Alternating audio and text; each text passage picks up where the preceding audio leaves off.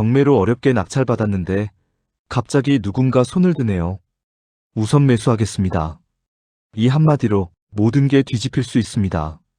지분 투자에 숨겨진 위험, 바로 공유자 우선 매수권입니다. 어렵게 낙찰받았지만 내 낙찰이 무효가 되는 상황. 언제 발생하는지, 핵심 포인트가 무엇인지, 경매 현장에서 실제 상황은 어떤지 등을 정리해드립니다. 안녕하세요. 시니어의 도전일기입니다. 지난 영상에서는 공유물 분할의 모든 것을 통해 지분 투자의 끝단계까지 어떤 일이 벌어지는지 말씀드렸습니다. 오늘은 그 다음 단계이자 지분 투자에서 수익과 실패를 가르는 아주 중요한 권리, 공유자 우선 매수권에 대해 이야기하겠습니다. 공유자 우선 매수권이란 공유물의 지분이 경매나 공매로 매각될 때 다른 공유자가 최고 매수 신고 가격과 같은 조건으로 우선 매수할 수 있는 권리입니다. 쉽게 말해 내가 경매에서 낙찰받았더라도 기존 공유자가 그 가격에 내가 살게요 라고 하면 내 낙찰이 무력화될 수 있는 권리입니다. 소중한 시간과 경비만 낭비한 셈이죠. 언제 발생하는 권리인가? 공유자 우선 매수권은 아무 때나 행사할 수 있는 권리는 아닙니다. 대표적인 경우는 다음과 같습니다. 일반 강제경매, 임의경매. 이때는 공유자 우선 매수권이 인정됩니다. 경매에 참여할 때에는 이 권리를 반드시 고려해야 합니다. 공유물 분할을 위한 경매, 형식적 경매. 이때는 원칙적으로는 인정되지 않습니다. 지난 회에서 말씀드린 현금 분할, 형식적 경매 단계에서는 이 권리는 인정되지 않습니다. 공유자 우선 매수권의 핵심 포인트. 여기서 가장 중요한 포인트만 정리해드리겠습니다. 같은 조건이어야 한다. 공유자는 낙찰자와 동일한 조건으로만 우선 매수할 수 있습니다. 같은 금액, 같은 취급 조건, 같은 시점.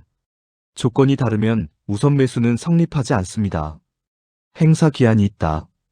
우선 매수권은 정해진 기간 내에만 행사할 수 있습니다. 보통 법원이 정한 기한 내에 의사표시를 하지 않으면 권리는 소멸됩니다. 집행관이 매각기일을 종결한다는 고지를 하기 전까지 할 수 있습니다. 자동으로 되는 것이 아니다. 가장 많이 오해하는 부분입니다. 공유자 우선 매수권은 가만히 있으면 자동으로 적용되는 권리가 아닙니다. 직접, 명확하게, 기한 내에 명확한 의사표시를 해야 합니다. 물론 입찰보증금도 납부해야 합니다. 지분 투자자 입장에서의 의미. 이제 지분 투자자 입장에서는 이 권리를 어떻게 봐야 할까요? 지분 물건은 위험이자 동시에 기회입니다. 먼저 위험한 이유는 어렵게 낙찰받은 물건을 빼앗길 수 있습니다. 시간과 비용을 들였는데 허탈해질 수 있습니다. 그래서 지분 투자를 할 때에는 이 점을 충분히 알고 있어야 합니다. 기회가 되는 이유는 물건을 저렴하게 살 수 있습니다. 다른 공유자와 협상 대상이 명확합니다. 매도 가능성이 존재한다는 뜻입니다. 실제 경험에서 느낀 점. 제가 경험한 여러 지분 사례를 보면 공유자들은 보통 세 부류입니다. 무관심한 공유자, 연락이 되지 않는 공유자 상당히 많습니다. 하지만 막상 자기 몫이 위협받으면 움직이는 공유자. 우선 매수권은 바로 3번 공유자가 가장 많이 행사합니다. 그래서 지분 투자를 할 때에는 가족관계인지, 상속관계인지, 오래된 분쟁이 있는지, 공유자의 경제적 여력 등을 살펴볼 필요가 있습니다. 여기서 팁. 제가 경매 현장을 다녀보니 공유자 우선 매수권을 행사하는 경우가 그리 많지 않았습니다. 그 이유는 여러 가지가 있을 수 있겠으나 제 주관적 판단으로는 전체 지분 물건 중 약 4분의 1 정도라 생각합니다. 저는 한 번도 없었습니다. 그래서 좋은 지분 물건이 있다면 공유자 우선 매수권 때문에 고민하지 마시고 입찰에 참가하라고 말씀드리고 싶습니다. 지분 투자의 본질. 지분 투자는 관계를 정리하는 투자이고 시간을 관리하는 투자이며 법과 절차를 이해하는 투자입니다. 공유자 우선 매수권은 그 핵심 한가운데에 있습니다. 핵심 정리.